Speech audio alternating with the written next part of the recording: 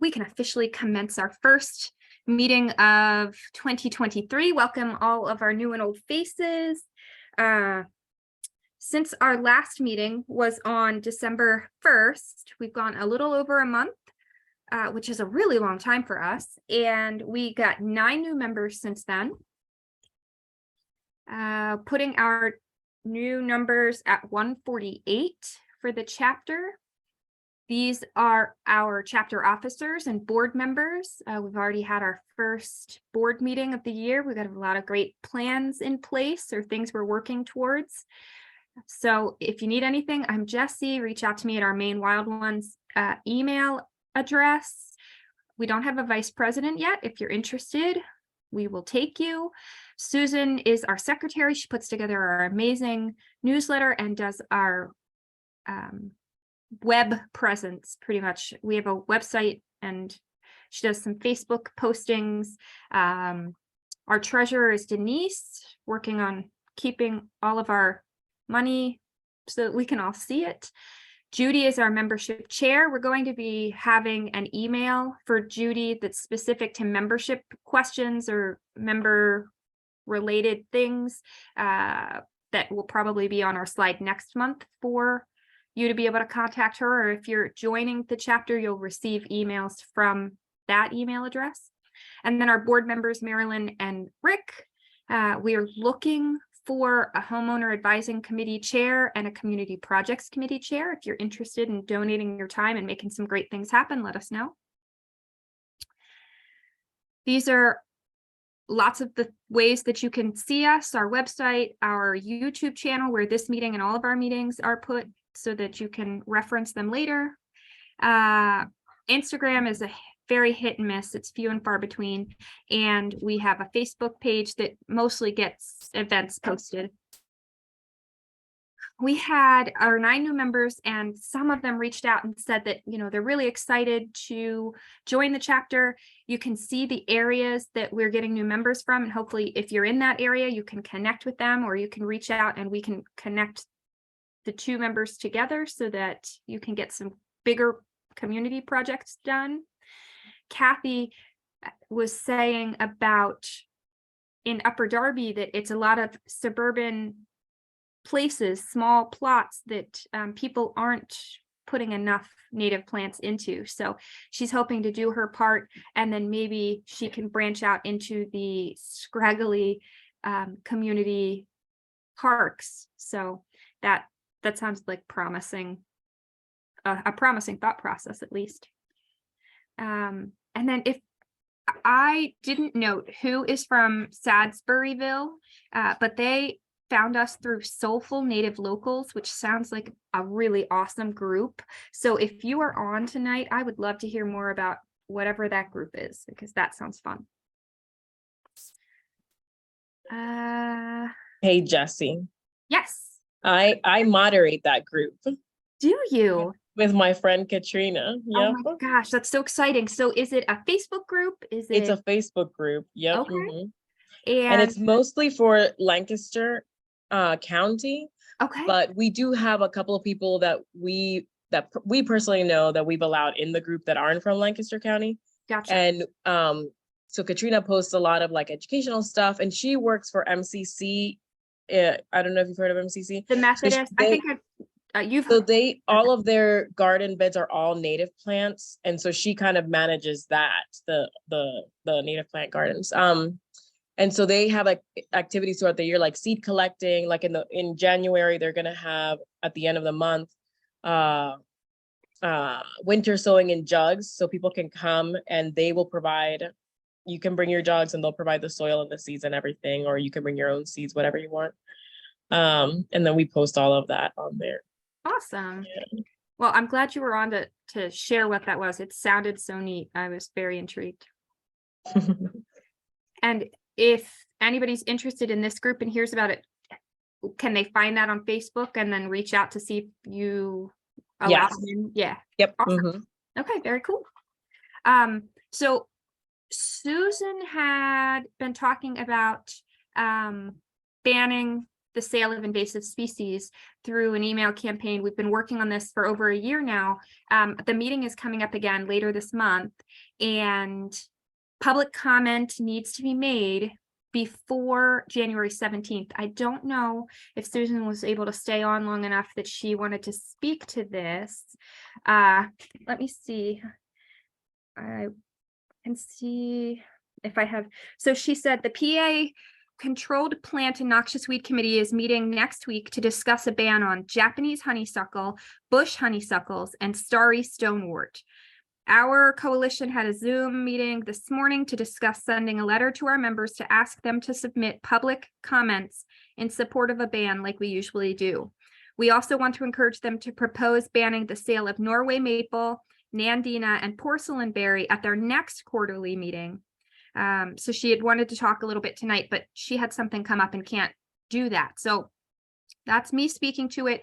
You're going to be getting a letter out from us in the next couple days, so that you can either write a letter, send an email, reach out to show your support of the ban for the sale of invasive species.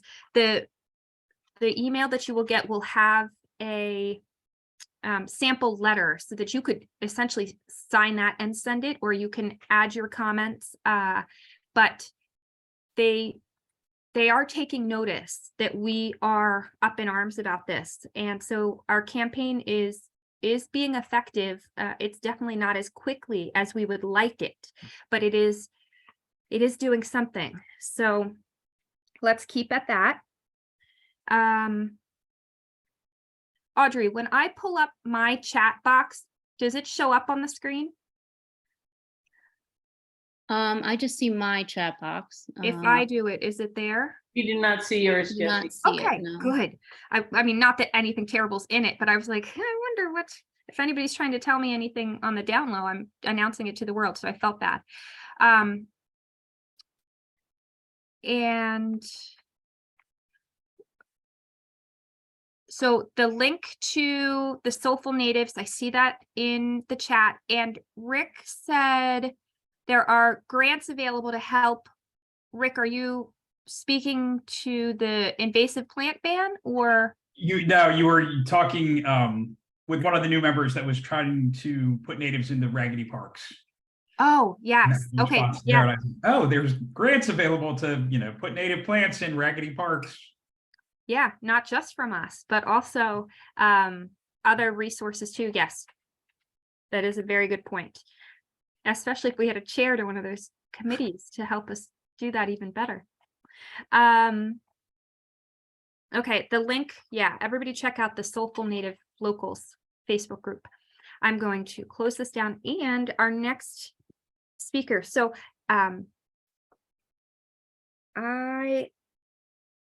Audrey, would you like to do the introduction, or would you like me to? Sure, I can do it. Awesome. Here, I'm trying to get my screen to advance. So this is our presentation tonight. We are joined by, take it away, Audrey. John and Abigail James, who have lived in Wintergreen on and off for almost 10 years. They're both gardeners, and they've always had large gardens wherever they've lived. John is a landscape architect whose interest is in native plants, and Abigail is a science teacher who taught earth science and introductory chemistry, but grew up pulling weeds in her father's garden. In the past 30 years, she has grown daffodils for exhibition, particularly miniatures and historics, which were introduced before 1940. When we came, oh, sorry, Abigail, I'm reading first. When they came up here, they wanted to garden, up here being Wintergreen in Virginia, but they realized that the native plant program gave them the best introduction to the local flora and ecosystem. So they started working with the native plant program, and they found a group of like-minded people who helped to find a place here. When the leader had to step back because of her husband's health, there were fewer than 10 people on the committee, and Abigail was voluntold, which I love, to take her place. So John and Abigail do this together. And they are wonderful, kind, funny, lovely people. And I think you're really going to enjoy listening to their presentation. It's all set for you guys to share, and I will unmute you so you are live on the mic. Thank you. All right, wait a minute. Here we go. Slideshow, do the whole thing. All right.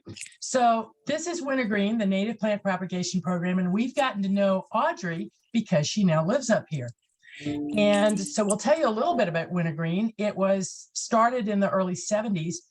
Group of men from Richmond, Virginia, found this very large piece of property in Nelson County. Nelson County is to the west and a little bit south of Charlottesville, Virginia. And we're really on top of the mountains here, the Blue Ridge Mountains.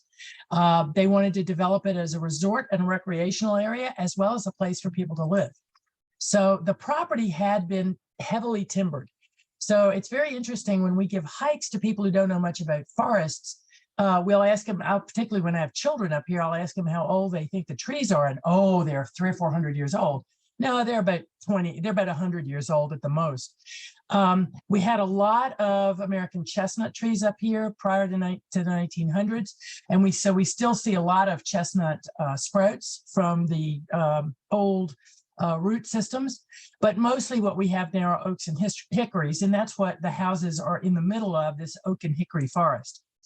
So the recreational area where we live contains ski slopes. I know, Virginia, who's to know, but we really do have ski slopes up here.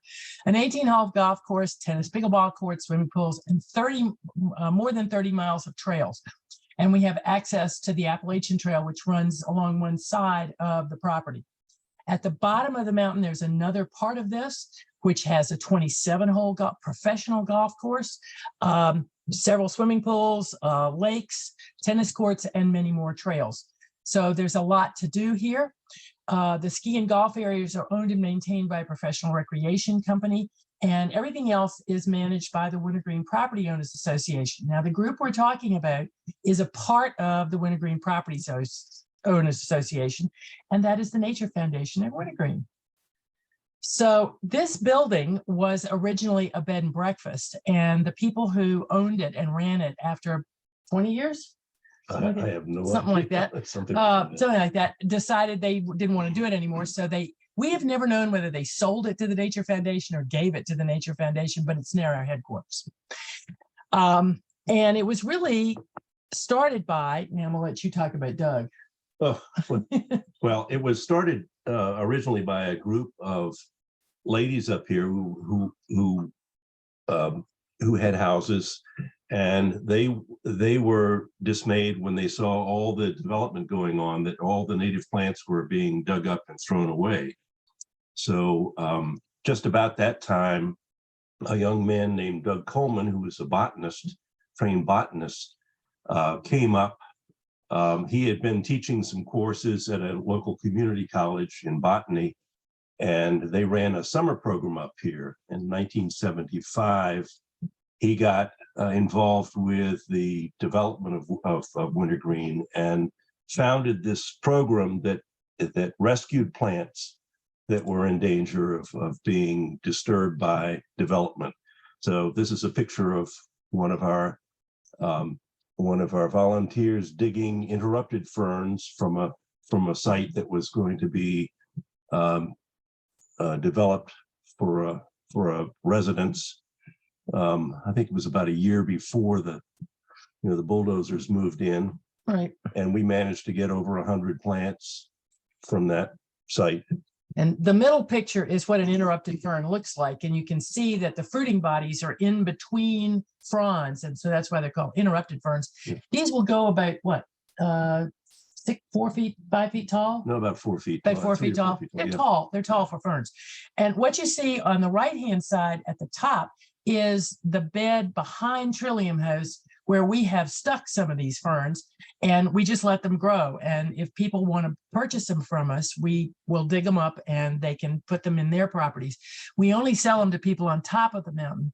But these grow so very slowly that we know when they're not going to spread there, but we can at least maintain them. There actually is some research has been done up here on some of the interrupted ferns, and they've discovered there's a patch of them that's over 1,000 years old. 1,000 years old. Over 1,000 years old. I know, it's amazing. They're clonal, so they can with DNA they can trace the history of this patch from one plant to the others. It's really cool. If you come and visit Audrey, it's on the way to her house. And then the bottom picture is a bunch of sensitive ferns that were dug up from the golf course. The golf course was literally just going to throw them away. And one of the people who works on the golf course works with us. And she said, "You want them?" And I said, "Sure." So she literally just dug them up in squares. And I just threw them in this bed here where they did very fine all summer. And then in the fall, there are 3 of these squares, which were originally cold frames. And we filled them up with soil. And I put those sensitive ferns back in there, and they're doing fine this winter.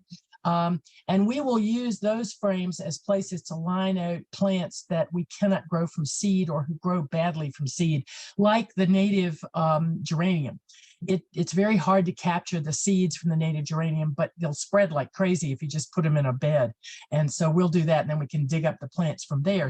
We're very careful about not digging up plants just willy-nilly on the property unless we're rescuing plants, which is a little different. Yeah, I can also mention that in the early days, especially when they cleared the land for the ski resort and the golf course, thousands of native azaleas and rhododendrons, early azalea, pinkster bloom, flame azalea, catawba rhododendron. A lot of those plants went to the National Arboretum and formed the foundation of their azalea, their native azalea collection there. And a lot of them went to more public spaces up here around the inn, around the resort areas, and also around the Trillium House. Right. So then the second part of what we do, so we rescue plants still. The second thing we do is plant propagation. So you're looking at how we collect seeds.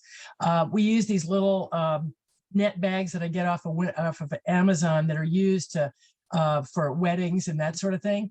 And I started off using black ones because I didn't want them to be too obvious, and we promptly lost them all. They can't see them. So I discovered, okay, we'll use the nasty pink and lime green and all these colors. And so every now and then I get somebody who's saying, "What in the world are all these for?" And I said, we're collecting seeds. Quite obviously what's there, I think those are scarlet bee balm. The pink ones, and then I think the green one is a goldenrod of some variety. All right, then in part of that, then we have to store seeds, and of course this is a job nobody likes, which is taking all the seeds out of those little bags and storing them, and they have to be stored either dry or wet, and we have to do the right way. So then all winter, from about the middle of December to the middle of January, we don't do anything. And we're about to start next week. We're going to start with our seed germination program. And what you're seeing there is a picture of, I think it was about 2 years ago, doing some seed germination work. We first put the seeds into germination mix, and there are 3 different ways we do that. We either do them in maybe 18-inch by 18-inch square boxes if the seeds are very tiny and we can't separate them. Or they go into the traditional cells. But I hate using both of those because when you transplant those babies into the small pots, you're disrupting their roots. What we've discovered works much better, and you can sort of see the guy in the back. He's our maker of these little squares, and sitting in front of that lady, you can just barely see these squares that are about this big, that are individual squares, and we make them out of a propagation mix, put a seed in each one of those so that they grow in those little seeds. And once you've got about 2 or 3 leaves, then you can just pick them up and pop them into a 2 by 2 inch pot. And you're not disrupting the roots at all. And these wildflowers do much better that way. The only one we don't do this with is the only plants we plant directly into their permanent pots are the milkweed and the butterfly weed. They do not like being moved at all. So we will grow them in those and then tell people just see what you can do about not disrupting the roots when you transplant them. Also grasses. Oh, and the grasses we grow in a slightly different way. Then once we've got them into the bigger pots, which are usually 4 by 4 inch pots, we sell them. And we don't make any money off of this. Obviously, it just maintains our program, pays for the materials that we use, and we use this as part of educating the public. And what John does as part of this, he donates an hour of his time to anybody who belongs to the Nature Foundation. He'll walk on their property with them to help them see what they've got. Because we have an awful lot of new people up here who haven't a clue what native plants are. And so this really helps them develop some understanding of the plants that they have. You know, I can't tell you the numbers of people that I say, oh, we have these horrible goldenrod. You know, first of all, they think goldenrod is what causes hay fever. It's not, it's ragweed. But, you know, it's like, no, these things are gorgeous. Leave them alone. So we spend a lot of time doing that. The third part of what we do is gardening. And so all summer we garden, and we maintain 3 gardens. There's a garden around the Trillium House, which you saw at the beginning. And part of that is something we call the Butterfly Garden. Then there's the Founders Overlook and the Johnson Garden. I'm going to show you pictures from all 3 of those. And we also have use of a greenhouse that's down below off the mountain. It's a great big, huge, old-fashioned glass house, which is horrible to maintain, but we don't pay for it. So, you know, it's hard to look a gift horse in the mouth, although I'd like to. We have woody plants down there, which have been grown from cuttings. We don't do the cuttings. We actually have a part-time person who comes and does that, but we help her look after those. And we also store the plants that we grow and don't sell down there. So I'll show you that in a minute. So if you remember the first picture you saw of Trillium House, this is to the right. And I took these pictures all on one day after Audrey asked me to do this. So this is all, I think it was the end of August, beginning of September. So what you're seeing there primarily is Curtis's goldenrod. That's the single stem goldenrod. There's a Joe Pye weed back in the corner back there. There's some black-eyed Susans down in the front on the left. To the left here, the big plant is a Catawba rhododendron. There's a mountain maple in the middle back there and a witch hazel over on the back and the right. There's obviously lots more plants in there. And of course, it depends on what time of the year you're looking at. Then if you look at that building and you walk over to your right, all the way at the end of the building, you'll run into the Butterfly Garden, which was a badly maintained garden. We ripped it all out the other day, 2 years ago, and replanted it. So in the fall, what we've got there growing there in the left-hand side is a lot of blue mist flower. That spread a lot, and we had to pull out most of it, and it will spread again, but it went to good homes, all of that blue mist flower. There's a piece of great blue lobelia down the front. John didn't want me to notice that there's Indian tobacco in that left-hand picture on the right-hand side. You can barely tell it's this little tiny thing. It's a weed, and we do pull it out, but I did want you to know that it does grow here. And then over on the left-hand side, you can see the seed heads for the alum root, which is growing over there. The plant on the right-hand, one on the right-hand side, we got white wood asters, which grow up here like weeds. There's a couple of Joe Pye weed, and there's somewhere shorter ones, and some oxeyes in there. And then this is going up the hill. It's on a slight hill. You see the seed head for the black cohosh there. There's a cardinal flower on the right-hand side. You can just see the red there. There's some more oxeye and whitewood aster in there. And then the reason for those wood stakes, those are staking a very young alternate leaf dogwood, which will grow and bloom and provide a little shade. And the reason I wanted you to see the thing on the right is those are the fall color of columbine, wild columbine, that they grow. And people are used to columbine are, first of all, not used to the fact that ours are only yellow and red columbine, but they're also not used to the fact that the fall color is this beautiful red. It always surprises people. All right. If you then, before you get up the hill to the Trillium House, as you go up the hill to the right, there's this Founder's Overlook. And John says that originally that was supposed to be where Trillium House, or where our headquarters was. Mhm. Right. But when we were given Trillium House, it was too good to turn down. So they turned this into an overlook. And it has obviously a pavilion there where you can look out over the view. I didn't show you the beautiful view to the east there. You can see almost all the way to Charlottesville. But this is a very sunny garden, quite obviously. And there's a berm to the left up there that has mountain ash on it. You can sort of see the right here.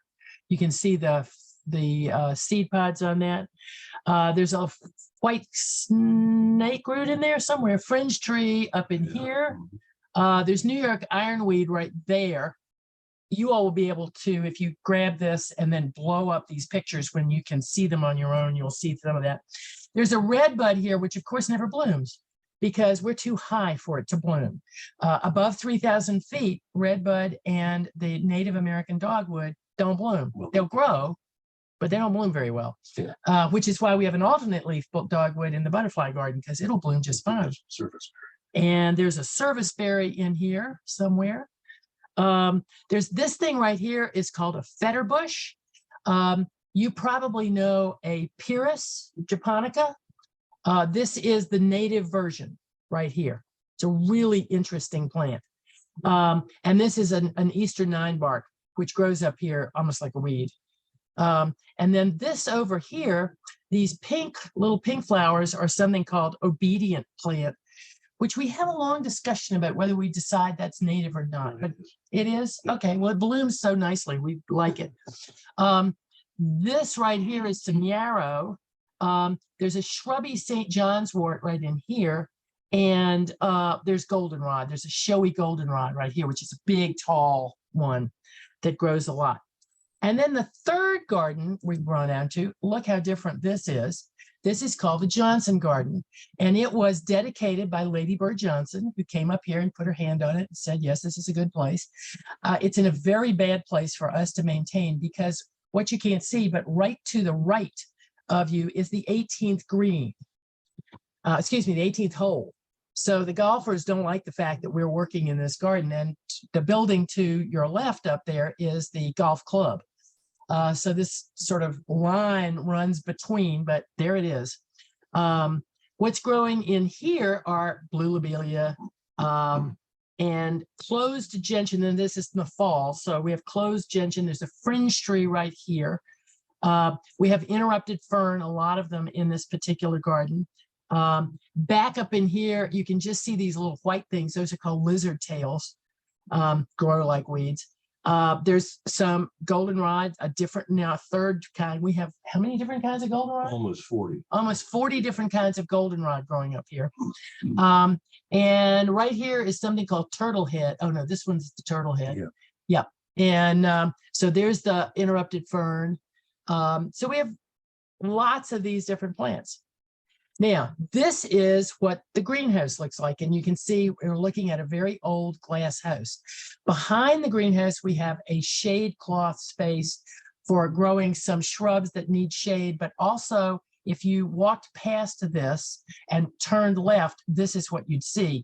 And these are all our woody plants that are growing. We're hoping to get a intern this summer to help us. All of those things have got to get pulled out of their pots, trimmed and put back in there because they've sort of outgrown that. Yeah, we have about 1,500 woody plants back there. Back there, lots of them. And this is the growing bed that's in the front of the greenhouse, obviously one in the sun. They're plants that we grow here, we cannot grow from seeds. So what you're looking at here is our green and gold bed. Green and gold, we can't collect the seeds from, but it grows like a weed up here. And for example, this little patch right here, if we dug that up, would probably be 10 plants. And you put in one and you get 10 growing, and it's wonderful. So we just put them in there, let them grow, and then dig them up and pot them out. And spread them around. These are some asters that do much better just growing, and we can then dig them up. And we have then there's another bed over to the this direction. In the front of the greenhouse are our lilies. We grow both Canada lilies and Turk's cap lilies. And we've discovered that they do better when they're outside. They were in the greenhouse for a long time and they kind of didn't do very well. We're putting them outside, they do much better. And then this is what the greenhouse looks like inside. This is where we grow our ferns. These are some more sensitive ferns growing down there. These are some some marginal wood ferns that were grown from spores by one of our members. And there's also some log fern that she grew from spores. And then there's some more, and you can see these are some of the plants that we have grown from seeds in years past. We haven't sold, so we just give them a house from down there. And either eventually somebody wants them or we find some other place for them. But there's two parts to this greenhouse. You'll notice that we have, it's so big and it's so sunny, we have to put in a shade cloth even inside to keep the greenhouse from being too sunny. However, in the wintertime, we have to take the shade cloth back and spread this plastic cloth over because we can't afford the heat that it takes to keep that thing up to keep the things from freezing. So we spread this plastic sheeting over top of that, and that shortens the amount of space that we have to heat. You'll also see, if you remember what the shade cloth looked like behind the greenhouse, it was kind of droopy. Well, two of the guys who work with our group rebuilt this. So next spring, we'll have a nice firm framework to spread a brand new shade cloth on, which is great because the woman who works in the greenhouse is petite in the least, and it's very hard for her to pull that shade cloth straight back up there. And then the last thing we do is some garden maintenance, and this is stuff we do at odd times because this isn't maintaining the flowers, this is maintaining the infrastructure. So this one over here, Audrey remembers, it was a very cold day. It was snowing, I have to tell you, and we knew we had to do it because it was the last day we could do it. This is the Johnson garden. You see, here's the building up there. Here's the golf course. The problem is that if we don't do something with those leaves that fall naturally on the garden, they'll blow onto the golf course and the golf course gets very upset. So they come in and blow the leaves back on. So we've discovered it's just much easier to get a grinder, and we grind all the leaves up and then they're flat. They don't spread around. The golf course people are happy. We're happy because we've still got the stuff on there. So what you see over here is where we have ground up the leaves and they're lying down there flat. The reason for doing it that day was it was going to snow in the next 2 days, and so that would help hold the stuff down. This one over here, obviously not a cold day. As a matter of fact, this was a very hot day in July. We had to get rid of a couple of, or 4 ash trees behind Trillium House because the ash trees had died. And the guys who took them down ground up the stumps and all the tops for us. So we had all these wood chips, and we spread the wood chips on the trails that are around Trillium House. It's not really part of our job, but nobody else was doing it, and we had the wood chips, so we went and did that, and it's made it much nicer, and we're going to have to redo it again in the spring. So anyway, the total investment is we have 24 volunteers, we have 1 part-time employee, and we spent over 1,000 volunteer hours, and that's what we do up here at Wintergreen. So now I'm going to stop my share, and there you are. So if anybody's got any questions. Yes, thank you so much for that presentation. First of all, it's very inspiring, especially on such a large area that you're impacting so greatly, all of those wonderful plants. I had a question, and it was specific to one plant. Oh, the green and gold. I've not had much success with that, and you're saying it grows like a weed there. So am I to take that to mean in the conditions you're growing it, is it like dry part sun? Where you see that bed is it is dry part sun. That snaky thing over top of it was a drip irrigation because it really likes it a little wetter than that. And what it really likes is sort of semi-shade. Okay. And that place, while it looks like it's in full sun, is actually semi-shade. Okay. I just happened to take it in the afternoon when it was in full sun, but in the morning it's in shade. So it likes it semi-shade. But it's a very adaptable plant. Oh, yeah. It'll Grows grow in everywhere. semi-shade and sun. Right, grows everywhere. And it grows in limey soil as well as acid. Right. So it's one of those crossovers. It may be that it likes our slight altitude. Even down at the greenhouse, we're still up a little bit. And yeah, the plants up here are the same plants that grow in upstate New York. So altitude gives you the same conditions as latitude. Right. So we've got a lot of northern species. That's fascinating. Yeah. I do have a couple questions here in the chat. I'm gonna. Rick had a question about are we winter sowing? We have what I didn't show you because I didn't have them when I took the pictures was the beds behind Trillium House. We filled up and we have winter sowed some plants back there for the simple reason that they don't do very well germinating in the building. Things like Jack in the Pulpits. Yeah. We can germinate them, but then they just kind of wither and die up. Geranium. And the wild geranium. So many of these plants that do not really do well inside, we're winter sowing. We also fly poison. Excuse me, I didn't mean to do that. And show, there we go. One of the other things that we're growing fly poison in there. I've tried so hard to grow fly poison from seed, and I'm told fly poison. Oh, fly poison is a lily-like plant that has strappy leaves, and it has a stem that comes up about maybe 2 feet. Yeah, at least 2 feet, 2.5 feet, and it has a fluffy thing on the white flower on the top. A big white club. A big white club like this. Tiny blossoms. Really great. Lives it in the woods, and yes, it's fine, but yes, it's poison. What's the botanical name? It is Amianthium. I think it's Amianthium musciotoxicum. Musciotoxicum. I think. Easy for you to say, man. Yeah, say that 3 times fast, John. Yeah, right. Wow. I would always get that. The landscape architect knows the words.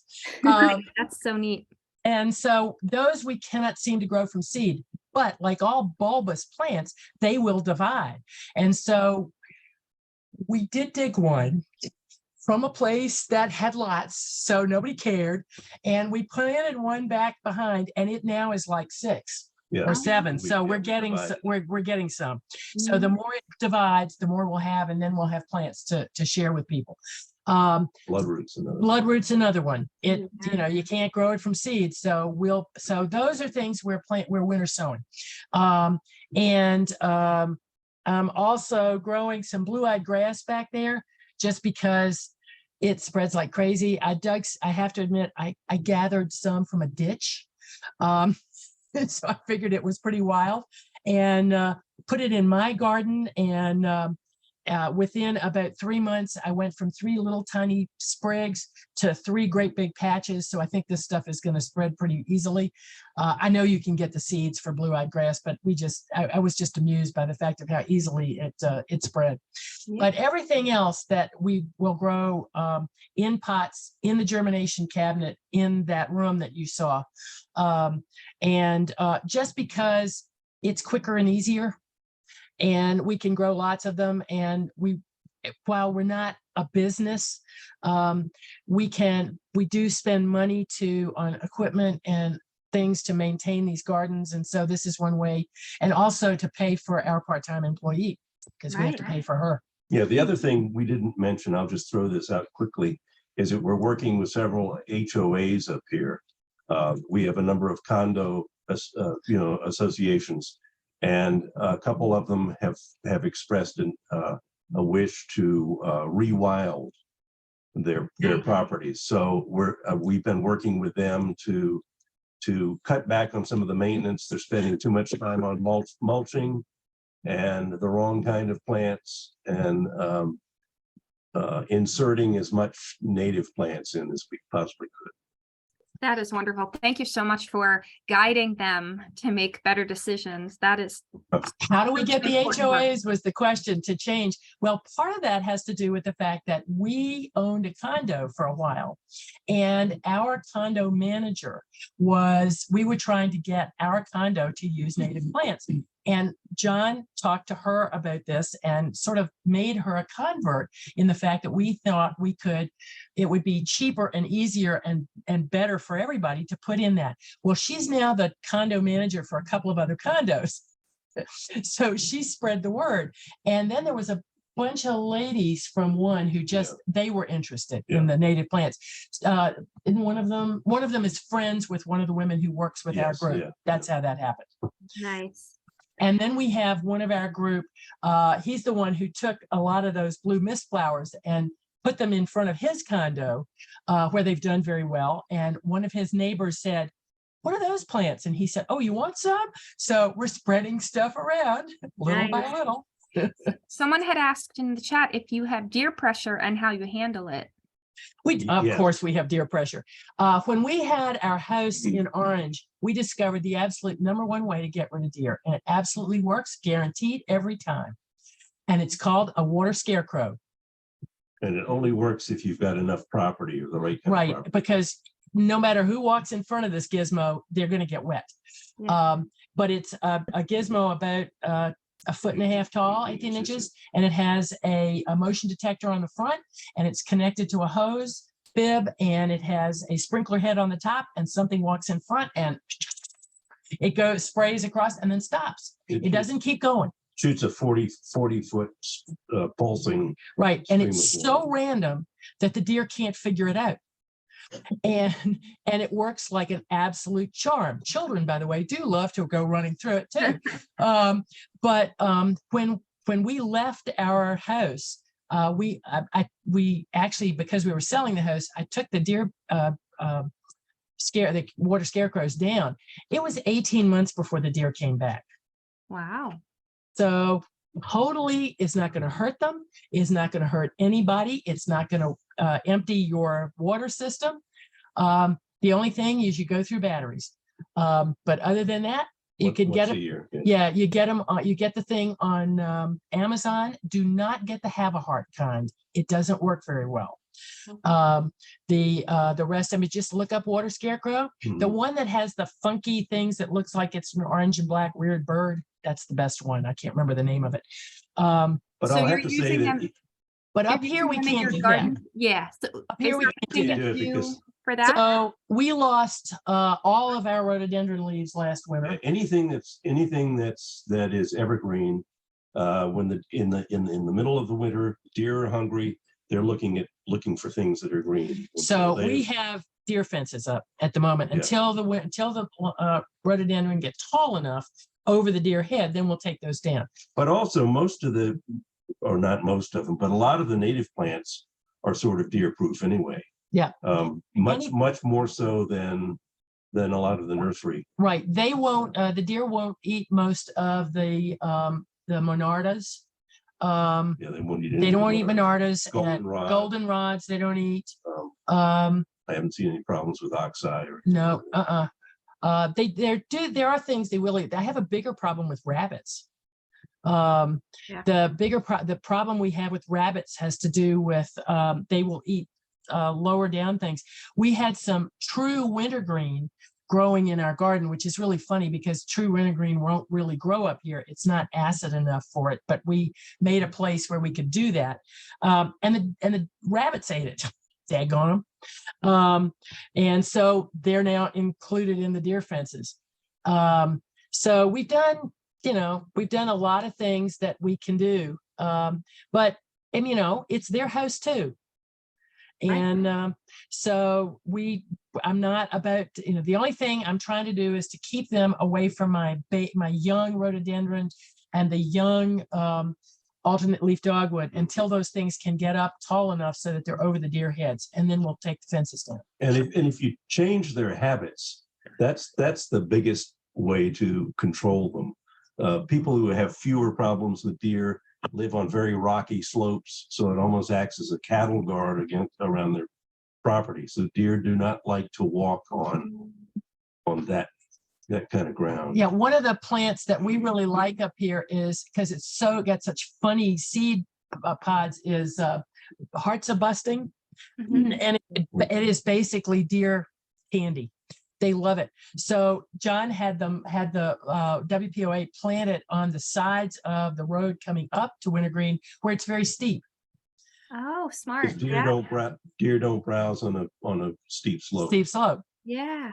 Don't browse as much. Right. So it's a matter of being smart about where you plant things, Yeah, Yeah. location. And for those of you who have more traditional gardens, I highly recommend a water scarecrow. Works like a charm. That sounds wonderful.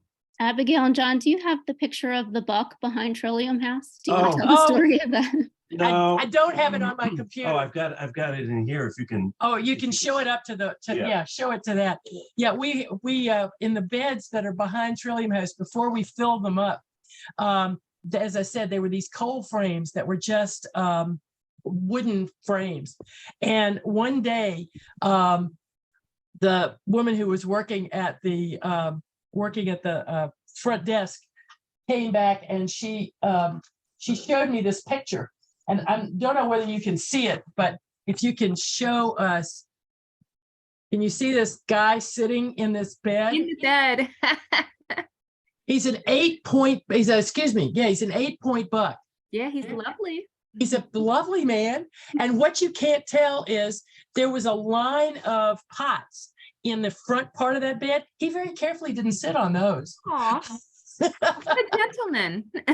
Sweet gentleman. He's quite large, and we see him quite often, and he just kind of looks at us like, yeah, what? This He's is my beautiful. property. Yeah.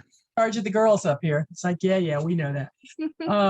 But he's it's it is what it is, and it is their house, and so we try to make it so that it's not quite so attractive, but they're gonna eat. Yep. Right. Yep. And the more you plant, hopefully they can't get to all of it if you put in so many. No, you can't. Yeah. So Exactly. that's always the answer.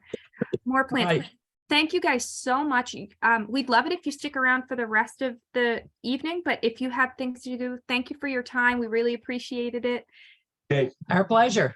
We're glad Thanks, to Paul. glad to have helped. And if you have any more questions, I'm more than happy to answer. Audrey's got her email, and you can just route them through there.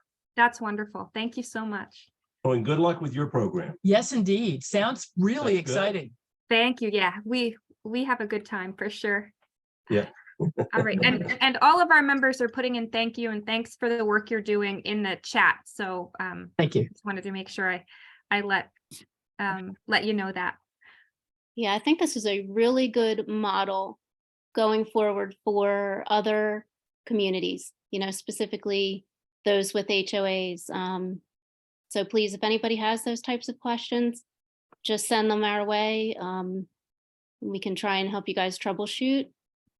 Because, Abigail's pictures are amazing, but I'm telling you, you would not believe the stuff that they do. They're amazing. Right. And Elaine says you're an inspiration. She lives in an HOA. So maybe she's going to have to chat with you about how she can get some of the things you're doing where she's at. Wouldn't that be wonderful? We're happy to help. Yep. Sure Wonderful. thing. All right. Thank you guys. Okay. I am excited now to introduce, we have whatever the opposite of a double whammy is. We have a double blockbuster tonight because we have Christopher with us. He has been a member of Wild Ones since May of 2022, and I was at the Wick House for the Philly Honey Fest in the fall, and he came up to the table because I had a Wild Ones table there, and he was like, "Yeah, I'm a member," and we started to chat, and he reached out. He is going to talk to us tonight about native seed starting. He earned a Bachelor of Science degree in landscape architecture from Temple University in May of 2015. In addition to operating a landscape design company, he also is developing a matrix system of plant evaluation based on the work of Dr. Doug Tallamy, which we'll be hearing more about that part next month. His organization, Spruce Hollow Designs, has grown out of Christopher's own landscape design, installation, and maintenance business that he has operated for 16 years, both as an independent contractor and as a subcontractor. During that time, he's worked in a wide range of gardens from large estates to small individual residential settings. During the 2017 and 2018 seasons, he had the rewarding opportunity to work with bachelor's level horticulturalist Nicole Jackson full-time. Out of that relationship, Spruce Hollow Designs LLC was incorporated by Christopher and co-founder Nicole in 2019. Ms. Jackson took the opportunity to pursue other professional employment in 2021, and now Spruce Hollow is renamed to Spruce Hollow LLC. It's currently expanding its design and maintenance staff and training a new group of young professionals to continue to meet the needs of our clients. Christopher works with a wide range of amazing and skilled people, and he works for Gaia, the remarkable blue planet that we have been blessed to inhabit. Think globally, act locally means to him that every garden, every landscape that we steward can offer a haven for pollinators, birds, and our own sense of joy and belonging. Put the phone down and enjoy the web of life that surrounds us always. And with that, I'm going to stop sharing again so Christopher can share. Oh, wait, I'm already, wait, nope, stop share. Okay, there we go. And Okay, it's thank all you, you, Abigail. Chris. Let me see if this will work. We'll start our video here. So thank you for joining us. I'm going to go right to the video and then we can take some questions afterwards. We can make this work. There we go. Hello, everyone. My name is Christopher. And what I'd like to demonstrate today is how to start native plants from seed. And let me just clarify that what we're talking about is native perennial herbaceous plants. Some of our favorites like goldenrod or purple coneflower. And what I want to give you is just some general tips about that are more specific to starting native plants from seed. If you've started tomato plants or pepper plants or zinnias, you kind of know the process, but there's a few little things that I've picked up along the way and learned from others about having better success with native plants. So, and what we're going to be talking about is starting native plants in gallon jugs. And this is called winter sowing or winter sowing in gallon jugs. You can Google this, there's many different methods and videos out there. I'm going to go through the one that I've used. Your variations are up to you. So let's start with some of the basics. These jugs, generally I forage them in the city. You can go out on recycling days and pick up a bunch of them. It doesn't matter if they're a little folded. They don't have to be particularly clean. Some people are very meticulous about removing the labels. I am not.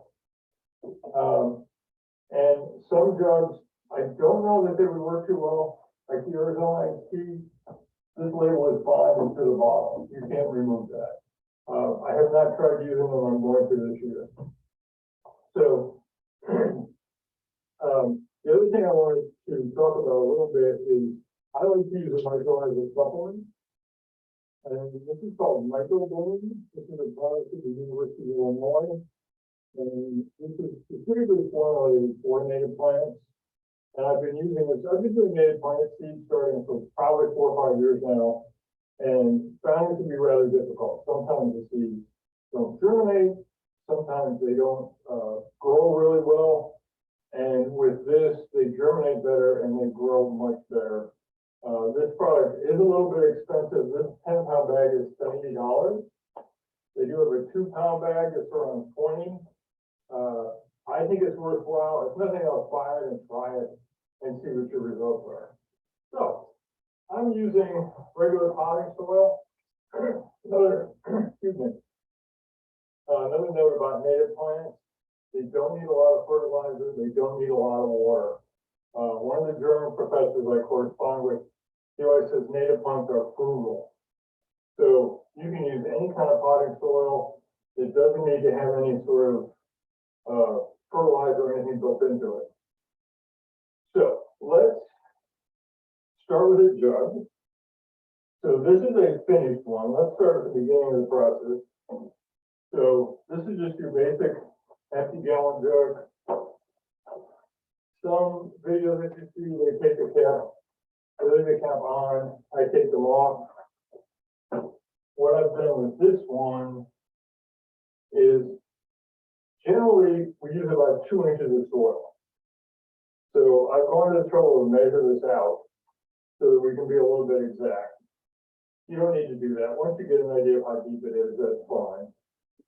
And once you have your jug and it's ready to go, you want to drill 3 holes in the top, 3 or 4.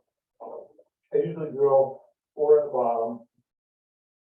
And then the most important ones are here and here, right by the handle. And I'll show you why that's important. So we have one here. This is a regular drill.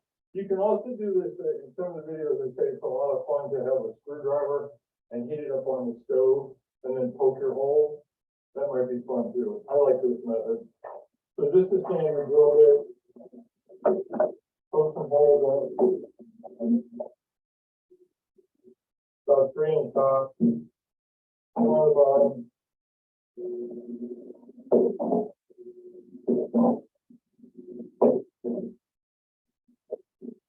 The way you're going to get rainwater, these are blowing outside, so they're going to get rainwater from the top and they'll drain out to the bottom. Then the 2 on the back, usually right around the handle. And you're going to do that so that you can cut the jug in half. Like I've done here. So let me show you can do that with any scissors you have around. If you're really comfortable with a knife, you can do it with a knife. Cut around the jug.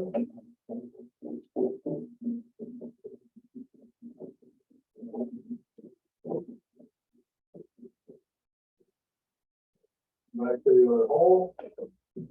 And there you go. Now you have a little mini green. So we drill our holes in the top and bottom. We have our measurements here. So let's put some soil in it. And this takes, the reason I measured this, it takes about 5 cups of soil. That's only important, you'll see why in a minute, if you're going to add a microbloom. Let me do this over here.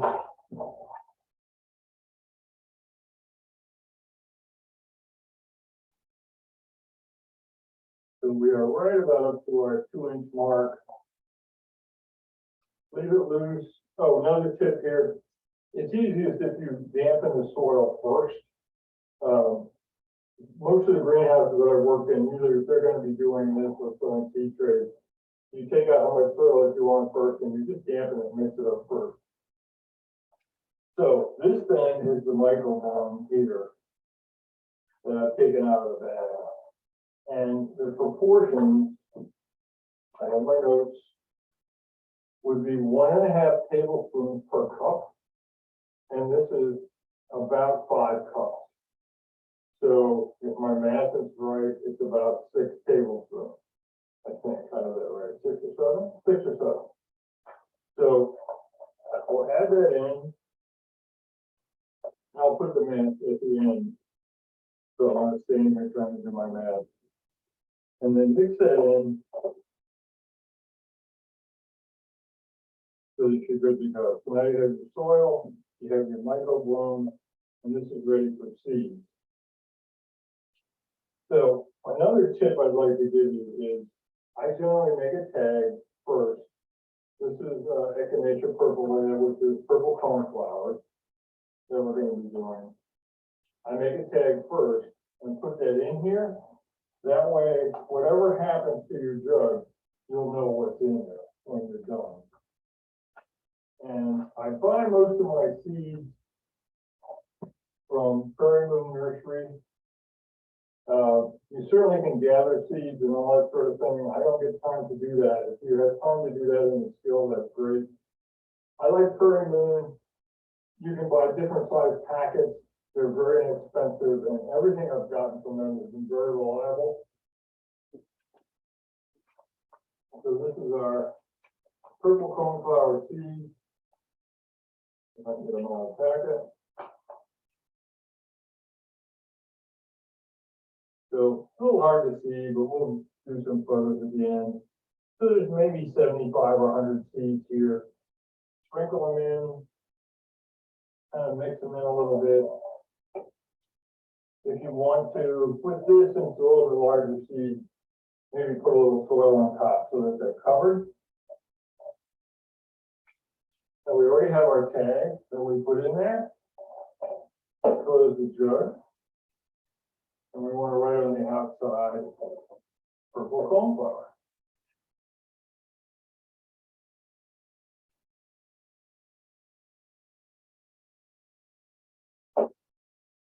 So we're almost ready to go. The most important part is duct tape. Our dear friend duct tape. Don't use the good stuff. You're better off to buy the cheap duct tape because it comes off easier in the spring when you take the jug apart.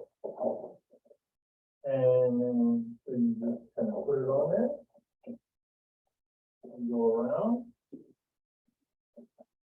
Nice thing about the duct tape is it kind of conforms to the jug size. And it doesn't have to be perfect. Don't worry about it. Like that. Keep sure that it's covered pretty well and sealed. And these generally stand up pretty well outside. I've had these last year, I had these buried in snow and they were fine. So this is now ready to go outside. You have your holes in it. As I said, I leave the lid off up to you. It's been taped. You have the soil. You have your microbloom in there. So this is ready to go outdoors. Now the big advantage of this is a lot of your native seeds need stratification. And if you're not familiar with that, that simply is a word for that the seed needs a cold period before it's ready to germinate. If you think about your seeds outside, your plants, the flower turns into seeds, the seeds fall on the ground, they freeze and thaw, freeze and thaw. That's the same process you have to emulate. And some of your native plants need 30 to 60 days of cold stratification. So if you're like, it's now the end of January where we are here, it's like January 30th. I'm doing this now because I can put these outside and they'll be cold for at least 60 days, maybe more. If you're going to start your seeds indoors, you need to do it in the refrigerator. And I'm not set up to show you that, but basically you take the seeds and you put them in damp sand and just dampen up and then put it in the refrigerator, the hydrator drawer. But again, depending on the seed, that may take 30 to 60 days. So if you're planning on starting seeds in March, you need to stratify ahead of time. And let me take one look at my notes to see if there's anything else that I've forgotten. Stratification, potting soil. Oh, one other thing I wanted to mention is you want to be careful where you buy your seeds and where you gather your seeds. Because there is a thing called neonicotinoids. And I'm not going to talk about that a lot right now, but I'm just going to put that in your ear. And at the end, I'll have some references. The neonicotinoids are a pesticide that is put into plants, is put into the soil, and it becomes part of the plant, and it can actually be passed on into the seeds. So just be aware that when you're gathering your seeds and when you're buying your plants. I'll have some of this information at the end of the video, but I wanted to mention that. And I think that's just about everything for the basic process. So let me just go through it again very quickly. So you start out with your jug. It should be relatively clean. Mine are not. As clean as you want them. And you can just use, like I said, anywhere. I forage a lot on recycling days. about 2 inches of soil in the bottom. And I generally put 3 holes in the top, about 4 in the bottom, and then you drill 2 more here on either side of the handle. Once you have those, you can take your scissors and cut all the way around and create your little mini drain. Add your soil, add your microbiome supplement if you want, and then put the seeds in, cover them, retake the jug. Be sure and put your tag in and write on the jug what it is so that you know. And these are ready to go outside. And the beauty of this is at the end of January, they can go outside and you don't have to do anything to them. They'll just sit there and they'll germinate. And probably when the weather gets nice, March or April, they'll start to sprout. And again, it's kind of up to you if you're comfortable with maybe transplanting when they're small. Once they're small and they look like they're good enough to move, you can transplant them in individual pots. Or if you want to be a little more careful, you can generally take the whole thing out and just break it up and maybe break it into 7 or 8 sections or however you want to transplant. That's the basics of starting native plants from seed. I hope you have great luck and look for other information on the website. Thank you.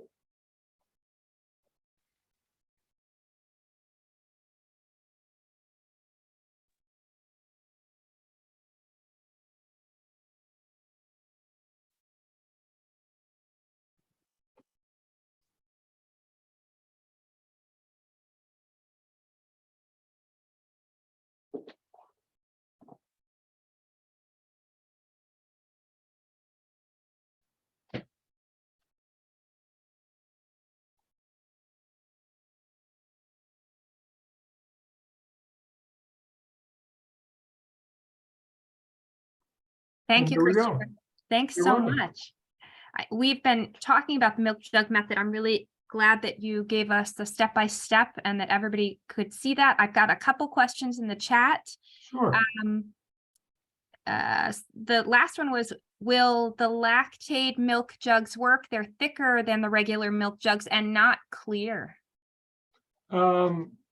Maybe. Go ahead and try it. You know, you don't have much to lose.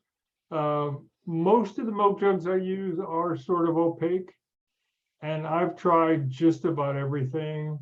So give it a try, and you can even use.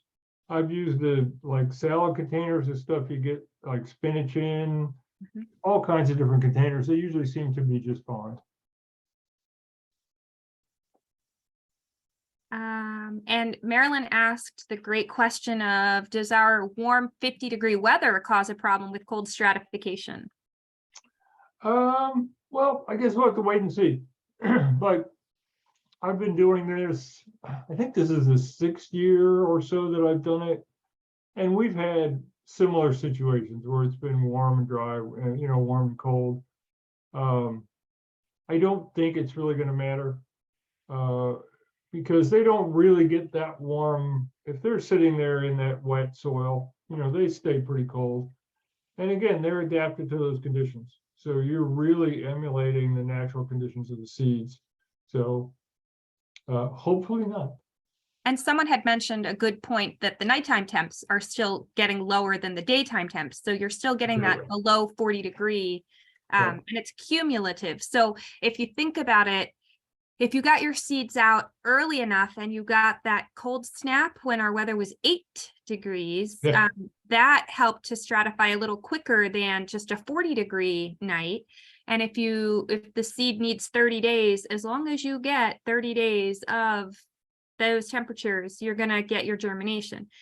For those longer germination requirements, like the 90-day ones, it's tough here to get 90 days of real cold weather anyway. So sometimes it takes 2 seasons until they get enough cumulative cold days to break their dormancy. So sometimes it's just, you got to wait another season. Yeah, and I will just suggest to people that if you try this, I've already done this different seeds, and I like to try like unusual stuff that you can't buy elsewhere. And I've sometimes had them where I thought they were a complete failure, They might be a little bitty bit of green stuff. It sits there all summer long in some corner of the garden. And I go to throw them out and they're all nothing but roots.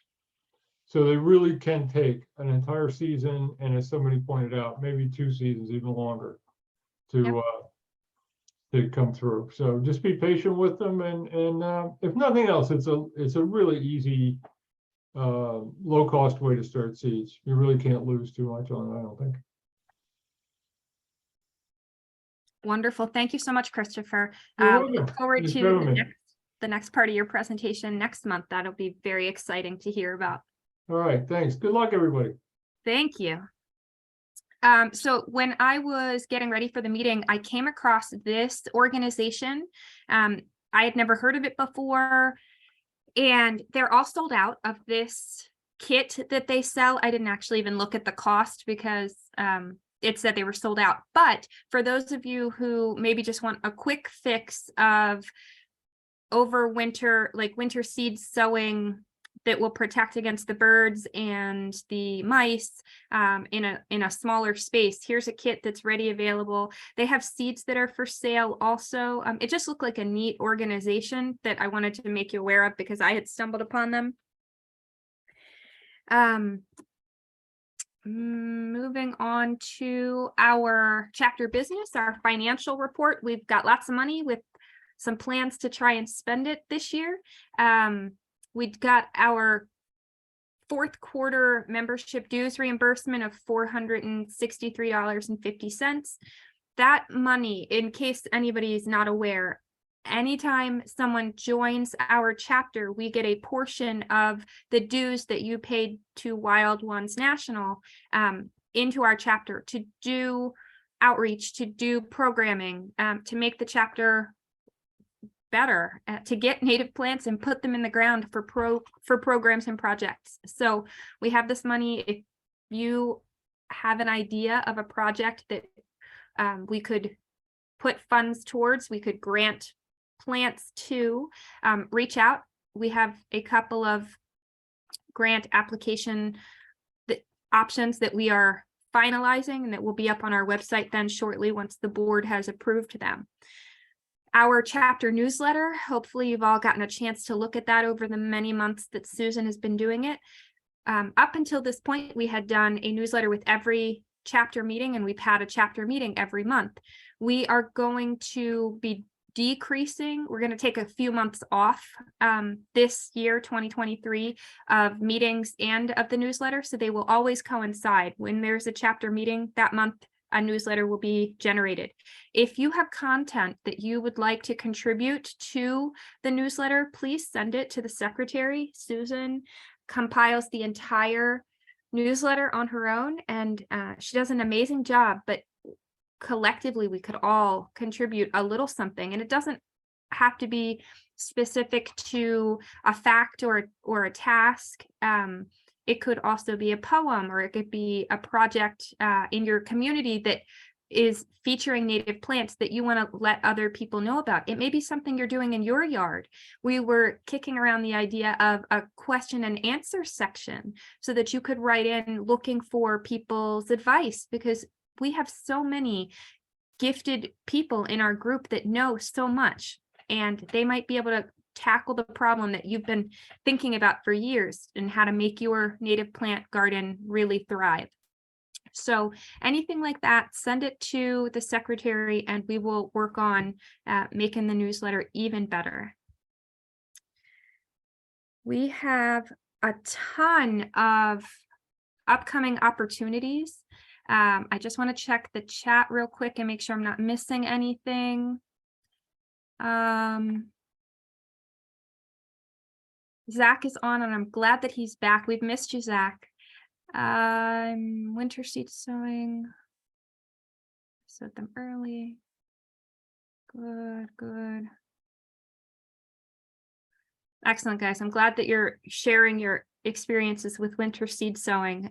They're little tricks and gadgets that help a lot, I think.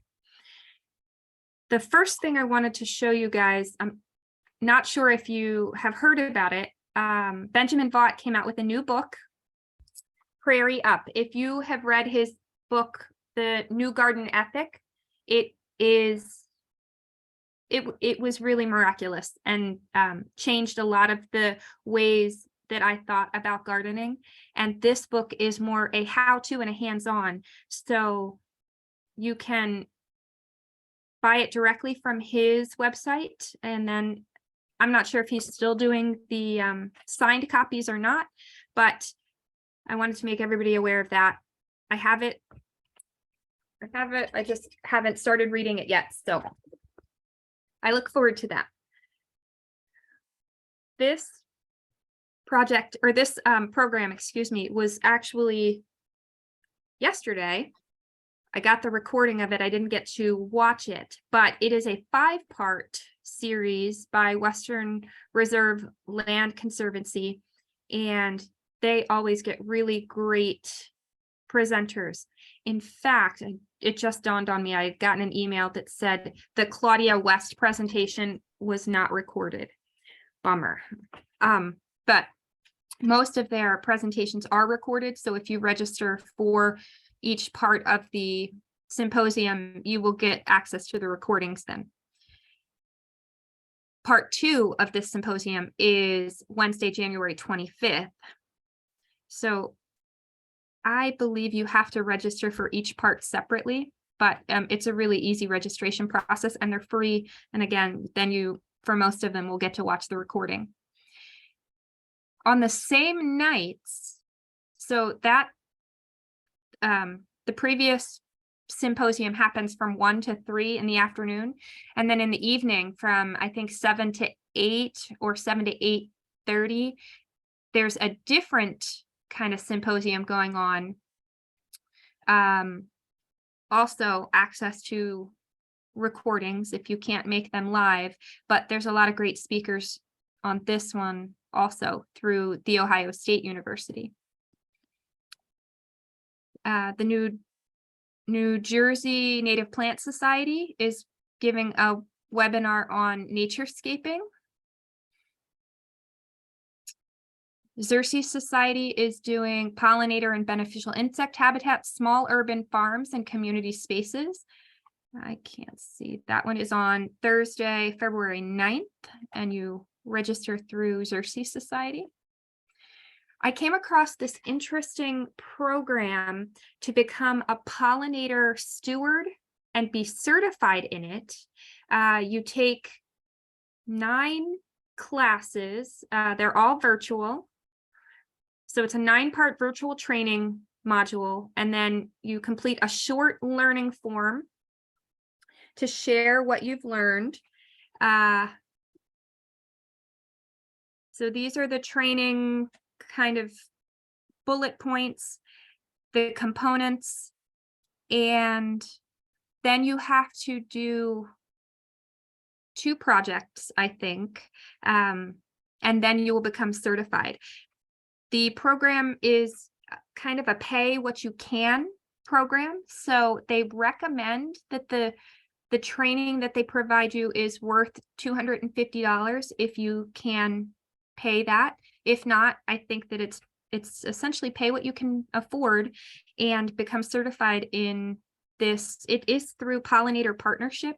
They have some other programs where you can certify just your property if you meet certain requirements, and then you pay an annual fee essentially for like the sign that you can post that you met this certification, and it's something reasonable, like $25 or something a year, and it's called Bee Friendly Farming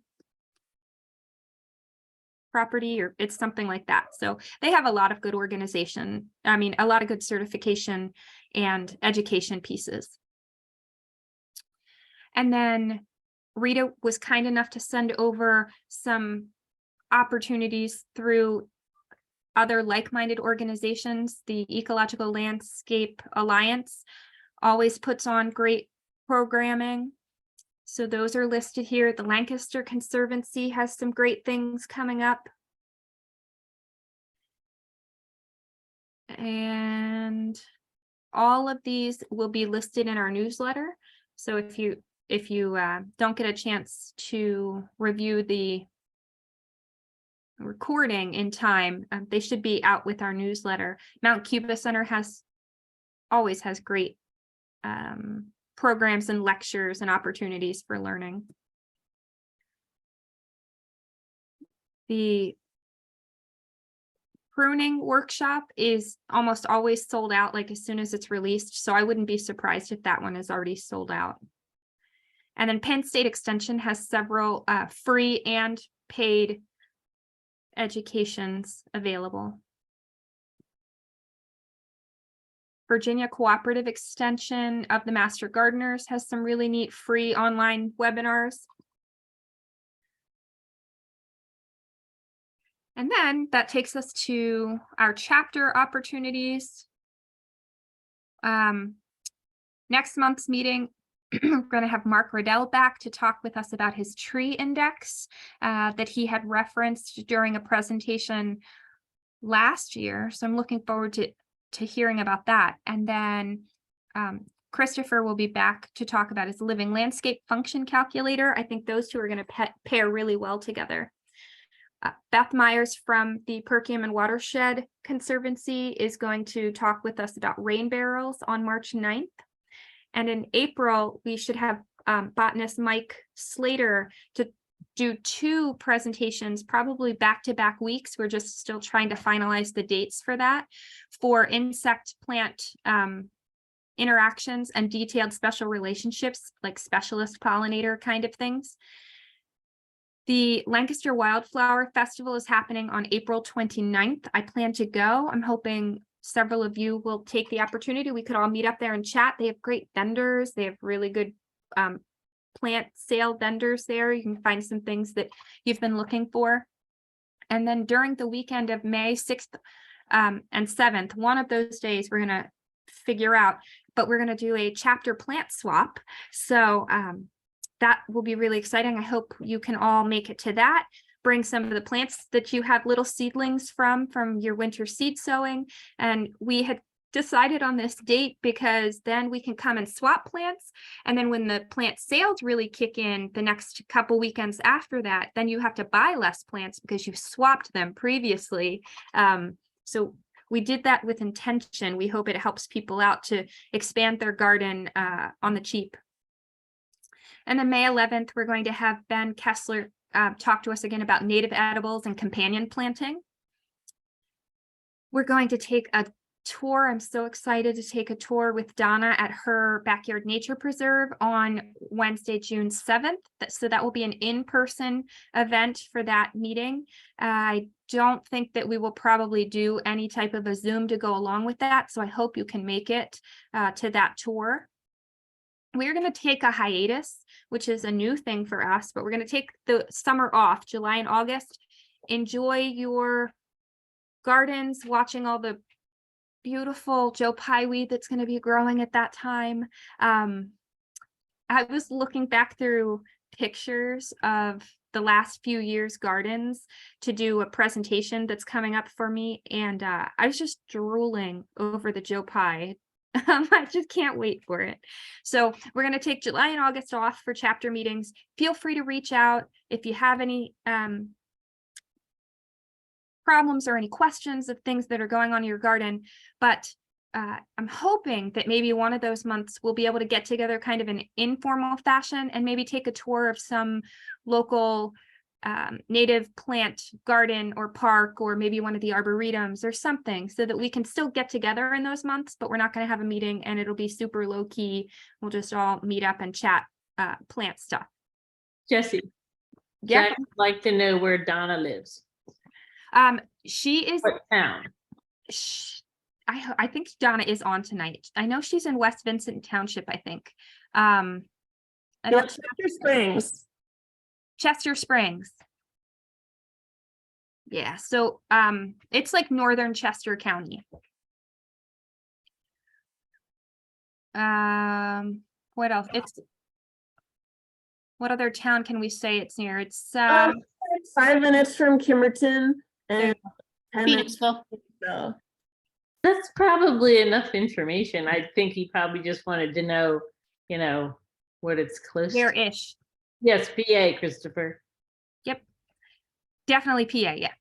We're going to get back together for our next Zoom meeting then in September, and we're going to focus on no more fall cleanup. We're going to give a presentation about that.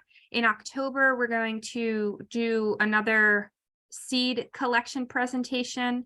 Then in November, instead of having a meeting, we're going to do a seed swap event.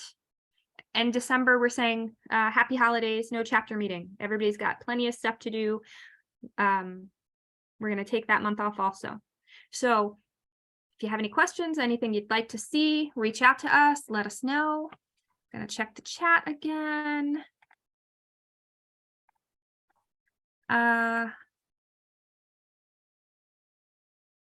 Oh, you just signed up for a Prairie Up book release Zoom. He's going to speak. That's awesome. He gives great presentations. Excellent. Okay, guys, anything for me? Any questions? And then here's our list of all the great places we can't wait another 3 months to go to. I'm starting to itch, I think, a little bit.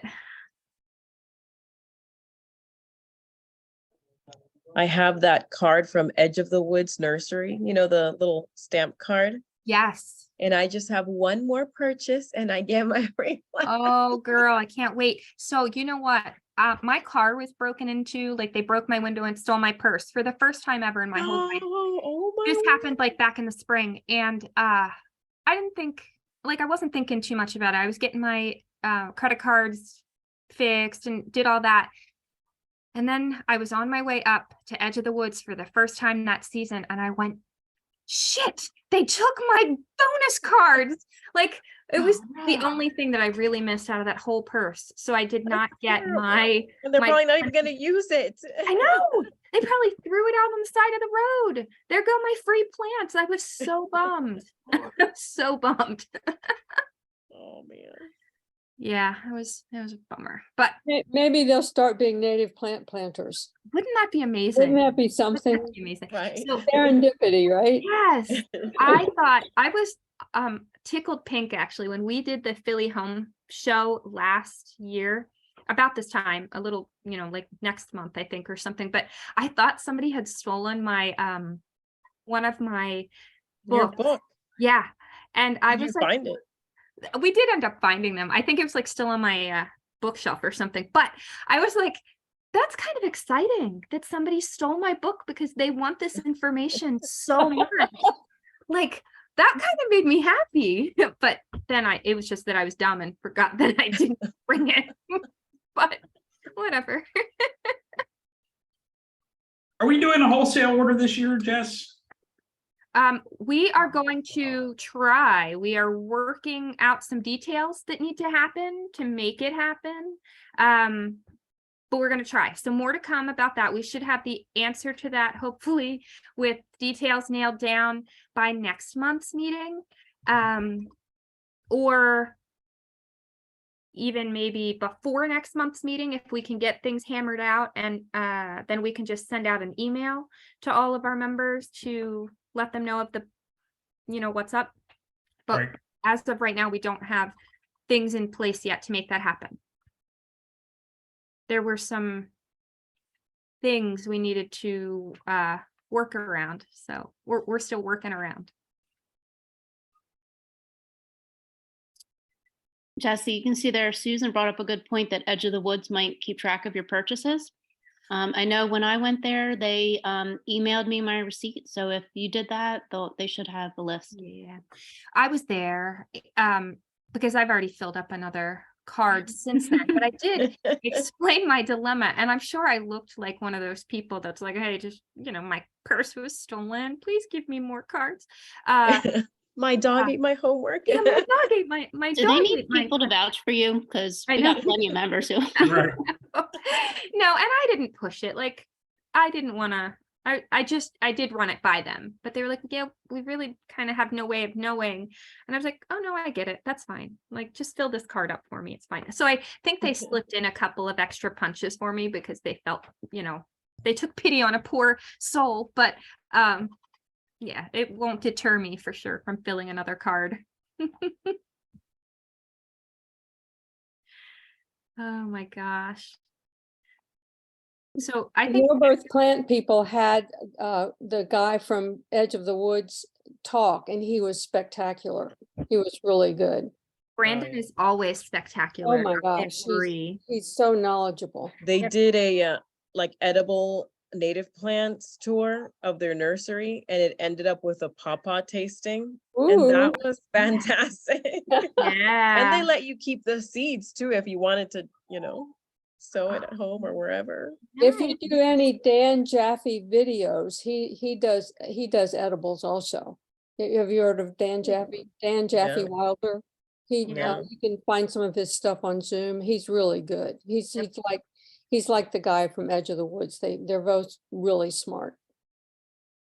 Yeah, that's I know Northbrook there, I think I saw on their Instagram that they're not gonna have that store open anymore.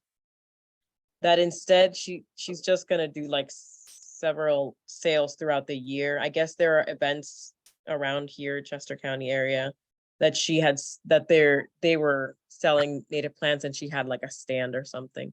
So I think she posted that she was gonna do that instead of having I think they even closed down their little store there. mhm, the nursery. The nursery. Yeah. It's weird that, you know, I see native plants becoming more popular, but I also see native plant nurseries like ceasing to sell to the public or just kind of give up shop. It's a little disheartening. It's a lot of long work. game. I think it's a long game that they need to play. And if they're not prepared for that, I think the upfront startup costs is probably really hard to Mhm. make sustainable, because unfortunately, unlike a lot of ornamentals, to grow at scale is much, you know, they can't make their profits front end. So they have to take losses those first few years until they can really establish a customer base, you know, get some of the bigger customers, maybe get some of their product in more mainstream places to turn a profit.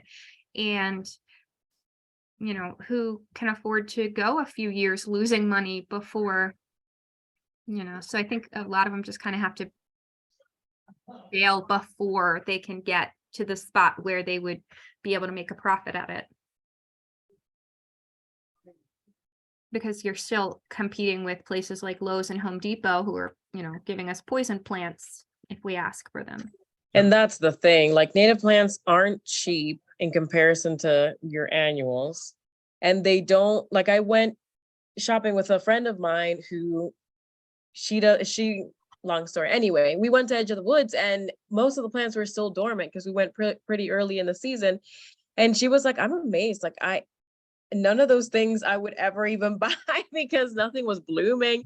Right. There was I had a zigzag goldenrod that there was nothing. It was just like the soil and like a dry little stem. Yep. And she's like, and you're buying that? And I'm like, oh, you have no idea. And you know what? Everything came up and bloomed beautifully. And you know, that is such a good point, that it is such a big front end education piece for people who move into natives, that that's why when I said about our plant swaps, when some people, maybe if you've never been to a plant swap, if you envision like that you're going to go and get a 3-foot tall bushy beautiful plant and that's what you're swapping for, then you're going to be severely disappointed, because what a native plant swap is, these tiny little sweet babies that you're going to get to nurture from almost the second of their germination into, in 3 years, it's going to be that big, you know, horticultural grade plant,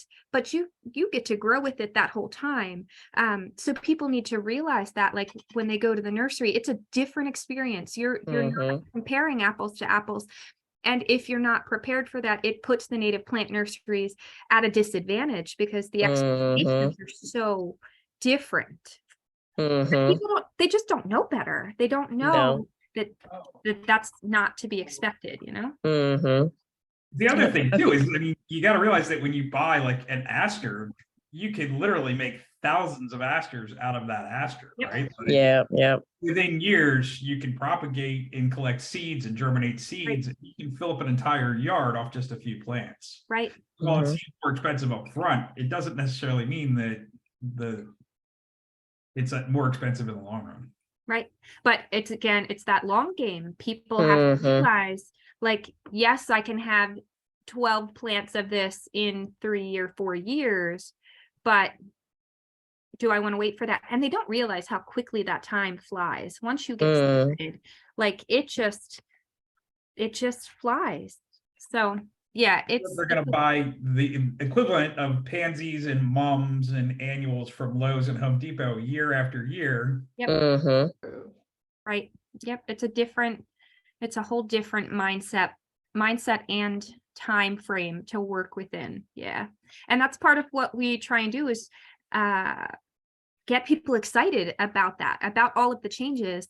And I mean, I even see people who are versed in native plants not accepting that the beds they put in are going to change over time, that they want them to stay static like annual beds will do. And that's really shortchanging the plants for what they are. If you don't want to watch them, through all of their seasons change and move around a little bit and give them that freedom. Jesse, you mentioned green and gold, you were having trouble with it, and I found the same issue, but if I wait long enough, I mean, you just Yeah, I have to don't be know patient why. with green and gold. It's not, it is. Because mine now, after being there several years, is now getting fatter and I can transplant and spread them out. So, and then the ones I had in Maine were takes even longer. Yeah, they just. So if you're patient, it might work. Who knows?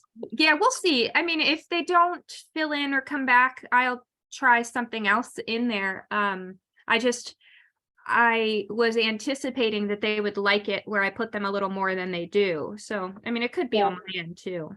They might even need more sun than I thought they did. I thought they could grow in fairly significant shade. But yeah. I think they need more sun, but that's just a guess. Right. But they are coming around and Good. they've been there for a while. Yeah, I'll give them some more time. I'm not impatient with things like that. With those things. Yeah. Mine are like 4 or 5 years old and they're just so anemic. I mean, they're just there. Right. Now, how much shade do they have?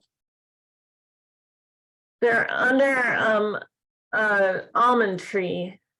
They have like medium shade. No, that might be another plant that needs more sandy soil than our clunky clay. Right. It might, I mean, obviously butterfly weed does need that, tuberosa. It Yeah, needs so sandier soil. in that same bed, I have butterfly weed that's doing great. And read Oh, it. really? Yeah. So speaking to your, Just a guess. I've had success transplanting butterfly weed. Okay. I haven't. But swamp or common milkweed, I don't have any success transplanting them. Well, so swamp milkweed, They have a taproot. it never grew in jugs for me, but it grew everywhere else on the property Yeah. from seeds that just blew over. And honestly, mature plants, I transplanted them and they lived with all those tons of roots. Yeah. But yeah, I didn't have common milkweed, so I don't know much about it. I've heard lots of people have trouble with butterfly milkweed, with tuberosa. I had a ton of seeds from the few plants that I had, and I winter sowed them in jugs, and that was like my most successful plant out of all the ones. I had like weed? Yeah, butterfly milkweed. I had 2 jugs, and once they had their true leaves, I transplanted them and let them grow in those plug flats. And some of them I transplanted to like those containers. And once they got pretty big, I planted them, but there was one jug that I just left it there because I was going to transplant them into, like, separate them, and I just waited too long. And those, even with their little tuber that I could see there, I split them gently apart and they survived, all of them. And I planted all of them in the front, at the very front of my health strip, basically in clay soil. And Oh, they come on. amazing. Hmm. And they were decimated by all of the butterfly caterpillars. Yeah. The nubs gone. And you know what? They tried to grow again after that. They leafed out after that. But Isn't I that was funny? shocked. The And I same think it's plants we can have such different experiences with, and there's so many variables, it's hard to even pinpoint what's the success factor What versus, they liked and you what know. they didn't. That's a I good think point. I think in that case, because there was a sidewalk there, I think, and people walking, I mean, it didn't, I mean, not Dogs. a ton of people were Dogs. walking, but I guess, I don't know why. They weren't eaten up by anything. And so many of, I had to move some of them because they ate everything. And there was nothing except for a dying swamp milkweed in the very back. So I moved them to the back side where I had tons of swamp milkweed there. Butterfly milkweed back there, which was also full sun, didn't do I mean, it did fine, but it didn't like multiply or anything. But I had swamp milkweed that had come up from all the seeds from the year before. So Wow. I moved them to that area, and butterflies were all coming out of their cocoons at the end of the season, cool. left and right. Wonderful. I So think- we grew 650 tuberosa butterfly milkweed last year with the Girl Scouts planted them, and they in flats, and they all transplanted great. And I got pictures all summer. We gave them out to Western residents, and they all did great. And I grew them at 70 degrees with 14 hours of light every single day. And they all bloomed the first year, which they're not supposed to, but Yeah, mine all bloomed too. Yeah, I've had first year blooms too. It's crazy. Yeah. Wow. Yep, that's awesome. What a great success story for sure. I think next meeting, everybody should bring pictures. We can just take turns sharing our screens and show our pictures of our winter seed sowing methods and setups and talk, share about that a little bit. And then in like May, we should do it again with pictures of all of our jugs with all our sprouts in them. I have a question about Christopher's presentation. Yeah. The first stuff he put in the milk jug was what? It was not the thing he was talking about. It was the second thing that he was talking. The first stuff that he put 5 cups of in was just potting soil, slightly Oh, okay. moistened. And then Okay. the stuff that he measured out is called myco bloom. Okay. MyCOBLOOM. Zach was kind enough to share a link to it. Yeah. Has anyone used chicken grit for the top of to put on top of the seeds? You all that doesn't sound familiar to you? I haven't. Instead of That's usually- sand? Yeah, the chicken grit's usually kind of bigger though than sand. So I would worry that. Have you used it? Because I would worry. that it would be too big. Emily at Brandywine, that's how she got her Asclepias tuberosa to flourish. When she was putting in seed, she used a lot of chicken grit. And so But I haven't used it yet, seed. so I don't know. That's a big seed. I don't think I that I would didn't- worry too much about big seeds like that. No. I think that they can handle the grit. With Oh, that's a good smaller point. seeds though, I would worry that grit would be too big for the newly fragile germinating seed to push up through. That's just my first thought, because sand is so fine and easy to move. It's all an experiment, isn't it? Right, for sure. So they sell I forget the name of it, but it's a potting soil that has mycorrhiza, however you pronounce it. Mhm. And so I kind of did a little bit of an experiment because I had done the winter sowing at MCC, and so they provided the soil, and it was that soil that had the mycorrhiza. So I had those jugs, and then later on in the season, or like at the end of the month, I did my own at home with just regular potting soil that you buy at the store. And the ones that from MCC did way better. And even the soil was a little bit different. I don't know what they add to it or if the comment, I don't know, but they did way better than the regular, potting soil that you get at the That's store. interesting. Yeah, it's good to I'll know. have to find the name, and I'll share it with you guys.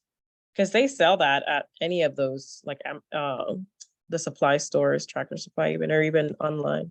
Yeah, especially if there's I think I want to say it's no, I'm not sure. I don't want to say because I don't remember what it's called, but there's a greenhouse supply center that's not terribly far from us. It's like within an hour. I want to say Berks County maybe. That sells them in big, almost like a bale size of soil that has the mycorrhizae with it. I get mycorrhizal seed starter mix. That's actually a pro mix, and it comes from Eben Shades. Aspen Shade. Yeah. Yeah, there's probably several places that you can find it. Amazon just sends it to me, but I noticed that it comes from like locally from Eben Shades nursery. I think that's Eben Shades. Is how Rita just put it in the chat, put one in the chat, right? Yeah, that's the one. Hey, babe.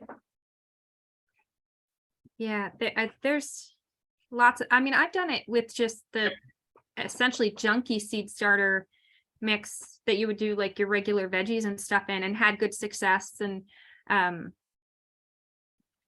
so it varies. I've never seen anybody add the mycelium separate like he did. Yeah. And it's not mentioned. I've read through the Facebook winter sower jug method Facebook group. Yeah. And they don't mention anything about specialty soils. Right. So I've used that separate mycorrhizae in tree plantings that I've volunteered with, so that you would dig the hole, put the, just a little, I forget how much, 2 or 3 tablespoons or whatever in with it, and then plant essentially almost directly on it, just to give it a little boost and an introduction in case the soil had been depleted in preparation, with it, just a little boost. Can't hurt. Right. So I wonder if when you solarize soil and stuff, if that's a good thing to kind of sprinkle around. I would bet. I think the more research they do, the more they're going to lean towards recommending that for any planting anytime, because it's especially for native plants, it's way better than compost in the sense that, it's fungi versus bacterial. So right. Yeah. Okay, guys. Really nice. I'm calling it a night for me. This was really great. I learned a lot. Yeah, it was a great. Nice to see your happy faces. It was good getting together again. We'll do it again next month. We'll have 2 speakers again, so that's fun. Great. And hey, Jesse, quick question on that. Would you please ask Christopher if maybe he can try and change how he does the audio? It was, it was a little, the presentation was great, but here. Yeah, I couldn't understand a lot of what was said. Yeah, I wanted to reach out with him and see if he plans to do a video again, if we can do something about making it just a little louder. Yep. Okay, thank you. It's not so much that it's not loud enough, it's kind of like muffly. Distinct. Yeah, muffled. Yeah. Yeah, there's something you can do when you start the video where you actually optimize it to play through Zoom. And yeah, that's exactly right. You play it through Zoom. I think he was just playing it through his speaker. Right. Yeah, he definitely needs to optimize it to play it through Zoom because it was very hard to hear him. And do you think is that something he has to do when he shares his screen, or that I have to do when I start the video? Like when I start the meeting and start the recording? No, I think he has to do it when he shares his video. Okay. Yeah, there's when he's going in to share his video, there's a separate button that says play through Zoom or play through audio. Gotcha. So he has to say play through Zoom. I hear what you're saying. I've done that if I've shared it. Yeah, I know what you're saying. So yeah, I'll reach out to him and let him know how we can make it even better. Where's that techies? I'm sorry, Judy? He also had the camera so far away It'd be like me Yeah. down something at the back wall over here. We could, he was hard to see in here, but Right. Yeah, I think we got the gist of it. I think so too. I think, Holes in the bucket, cut the bucket. yeah, and I had never seen holes in the top of the jug either. I typically just use the spout for that. I don't give additional drainage holes up there, but Well, he just put 2 other holes in, Yeah. right, or 3. I think he did that, so he was 3 in in, the top, 4 in the bottom. 2 by the handle to cut around, but then Right. he did 3 in the top. oh, right, yes, that's Yeah. correct. But I mean, only so much rain's gonna get into those 3 little holes on the top. And Right. I have a question for the experts. I'm getting ready to start sowing some seeds. And I'm curious, has anybody ever tried to sow directly into flats? Into what? Into what? Into plugs? Like the plug trays. Yeah. Why 'Cause we not? have a lot of Yeah. it. We don't have a lot of milk jugs. Yeah. Right. Plus, we buy half-gallon jugs of milk. The Yeah. only issue with those plug flats is that they dry out very quickly. Yep. We weren't gonna put plastic over, oh, that's actually really smart. Yeah, we weren't gonna put plastic over them anyway. We were just gonna build like a lid of hardware cloth, so then it would, all the rain would get into it. And if it continues the way it's going, I don't think they dry out a whole lot. That's really good idea. Thank they you. Yeah. dry out faster than you would think. Yeah, you think they would stay more moist and they don't. So the jug doesn't so much. Yeah, And it so the, contains- Yeah, keeps the moisture in. it has yeah. a lot more dirt in Yeah. a lot more potting. Right. but also that's why I was curious about the additional holes in the top, because that's more Weather than it the out. rain getting in. It's more Moisture ways getting out, for the yeah. moisture to get out, and then, which could be good. Some seeds don't like it as moist as it stays in those jugs anyways. So it would be interesting kind of to see which one does better. Well, we have a number of packs of a variety of things, so maybe we'll try, do a little scientific experimentation. Right, and keep a record of what does what. Yeah. Yeah. Some in the jugs, some in the trays, some in the big Right. flats, because we don't. Jess did an entire winter sewing presentation last year that wasn't in jugs, and it was in flats and containers. That would be worth checking out from last year, I believe this time of year, right, Jess? I agree. I remember. Yeah. Yeah, it was somewhere. I think December But these Also, are- 2021, maybe. Wild Seed Project has a video on that in their website, wildseedproject.org. Yep. If And you I, do Wild Seed Yeah. anything else, you get some weird responses, but do Wild Seed Project. Make sure you. I also Yeah. recommend using toad shade as your seed source, because they're more local than Prairie Moon and Prairie Nursery. That's exactly what I have. We did. We got it from Toad Tree. Oh. And I also found that new one that I think I mentioned a month or two ago. The other place in New Jersey, it's not coming to me now.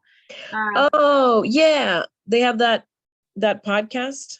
I think they have a podcast, but they also Yes. have a book that just came out. Pinelands Nursery. No, they are there too. I don't know that they sell seed. I thought they only did So podcast, but I found a website, I'll have to share it, where I mean, it is from Pinelands because it has their logo and everything, and they're selling smaller amounts Yeah. for like normal Might be people. that. I remember hers being kind of expensive, but I thought it was kind of cool. But she had all kinds of it wasn't only natives, right? She was also collecting seeds from for who? the one that you sent out, Jess. Oh, Toad Shade. Oh no, so that Not Toad Shade, but the other one, the other from Jersey. Denise, she found an interesting source that is not strictly natives, but Wild Ridge Plants was the one I was thinking of, that they recently came out with a book that's really good. And they're in New Jersey. They don't do shoot. Now I'm getting them confused. Check it out. The book's good. They either do just live plants and they resume selling in the spring, kind of like pollination. They might not do seeds. It's called Wild Ridge Plants. Wild Ridge Plants. They're out of Pohatcong Township. Oh, here we Jersey. go. Patacon. Thank you, that. Yeah. And my memory being what it is, I've already forgotten the name of the organization other than the .com. Yeah. But you can say it and I can't, so we're all good. What a group. As a group, we work really well. That's right. Marilyn, what was the name of that organization? George forgot it already. Oh, Wild Seed. Wildseedproject.org. Wild Seed Okay. Project. Okay. And they have all sorts of videos, and one of their major ones is seed planting, seed sowing, because they sell seed. Yep. Excellent. But they're in Maine, so that they're not quite our same Here's a .net. .org. I know, I'm Yeah. looking for Oh, he's Yeah. gonna get to those sites that you were trying to keep us from. Right.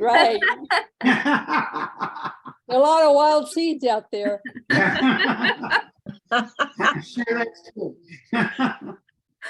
Oh my And the God. one that Denise sent was from Bucks County. Yes, Wild Seed that's super Project. local, but hers wasn't all natives, right? Right. We But did- she had them categorized by, you could filter them by just natives. Yeah. or- Good. okay. That's good.